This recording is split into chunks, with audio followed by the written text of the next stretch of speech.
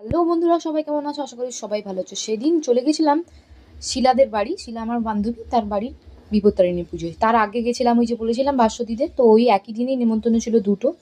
তো প্রথমটা অ্যাটেন্ড করে তারপরে শিলাদের বাড়িতে চলে এসেছিলাম আমি আর বাপি। দেখো শিলা হাই করছে, শিলাকে খুব সুন্দর লাগছে তাই না? তারপরে আমরা খেতে বসে গেলাম। অনেক কিছু খাবার ছিল, ফল, তারপরে দিয়ে দিল খিচুড়ি, তারপরে পোস্ত, ঝিঙে আলু পোস্ত, অনেক রকমের আইটেম ছিল ওদের।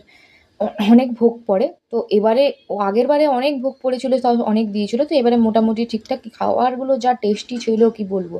এটা ছিল চাল কুমড়ো, তারপরে ছিল পনির, চাটনি, মিষ্টি, তো সব মিলিয়ে দারুণ খাওয়া হয়েছে। তারপরে আমরা এই বাতাসা হরি লোড হচ্ছিল, কত মজা করছে সবাই দেখো।